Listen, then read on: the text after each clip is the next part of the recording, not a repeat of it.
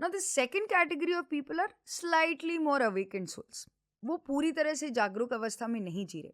जागरूक अवस्था में जीना यानी कि ये लॉ ऑफ कर्मा को समझना पूरी तरीके से, टू नो दैट मेरे लाइफ में जो भी हो रहा है मैंने खुद ही कुछ किया है पास्ट में जिसकी वजह से मेरा करंट बन रहा है, और मैं अब जो करता हूँ मेरे फ्यूचर को भी डिफाइन करता है.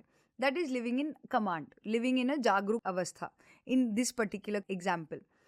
तो ये सेकंड कैटेगरी लोग वो होते हैं जिनको मोमेंटरली कभी कभार वो अवेकनिंग मोमेंट्स आते हैं. मे बी कोई इंसान बहुत खड़ूस है, हमने इस बचपन की स्टोरीज में भी सुना है कि वो इंसान पूरी जिंदगी बहुत खड़ूस था, पर जब लास्ट में आके वो देखता है कि यार मेरे आसपास कोई नहीं है, मेरे मुझे कोई देख नहीं रहा, तो कुछ ना कुछ कुछ काइंड एक्ट्स वो करके जाते हैं.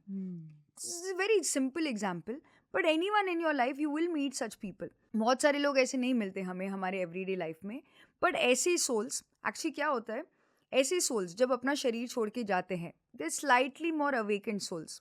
पूरी तरह से निद्रा में नहीं है, थोड़े बहुत जागरूक अवस्था में जी रहे हैं, तो उन्होंने यहाँ पर जो बीज बोए हैं उनको वहाँ पर जाकर उसको कॉन्सिक्वेंस बेयर करना होता है.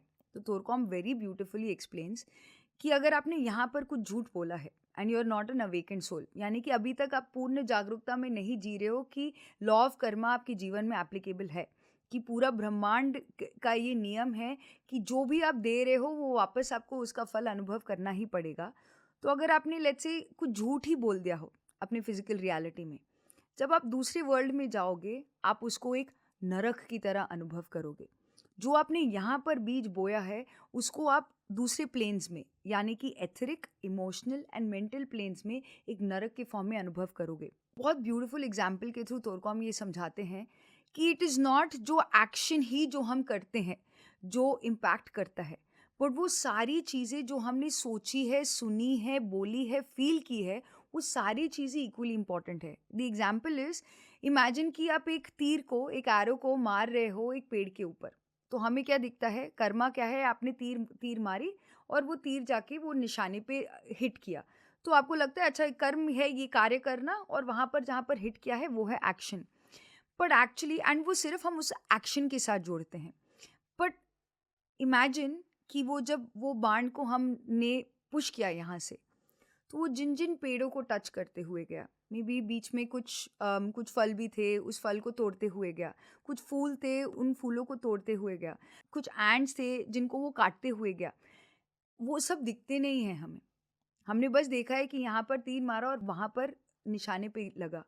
बट एवरीथिंग, कोई भी कार्य करते समय जो भी हम फील करते हैं, जो भी हम बोलते हैं, जो भी हम सोचते हैं, not just the action itself, ये सारी चीज़ें हर हमारे कार्मिक अकाउंट में ऐड होते हैं.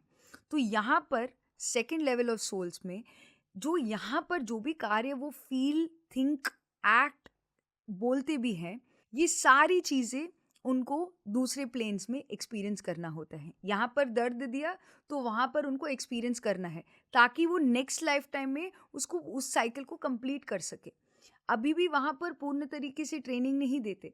सोल प्लानिंग होती है यहाँ पर स्टेज में कि आपको वापस आना है, क्या आपको इस लाइफ टाइम में लेना है, क्या आपको नेक्स्ट लाइफ टाइम में सेटल करना है, जो आपके संस्कारास हैं, जो हम कहते हैं प्रारब्ध, क्या आपको प्लानिंग करना है, यहाँ पर रहता है.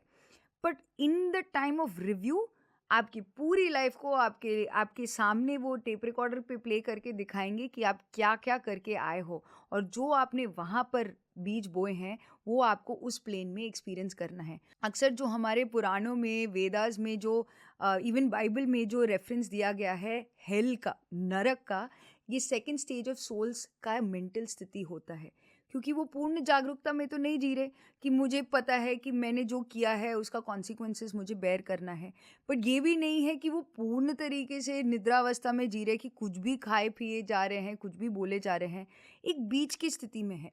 इस बीच की स्थिति में उनको लर्निंग की अपॉर्चुनिटी भी मिलती है, उनको प्लानिंग भी अपॉर्चुनिटी भी मिलती है, और एक्सपीरियंस करने की भी अपॉर्चुनिटी मिलती है.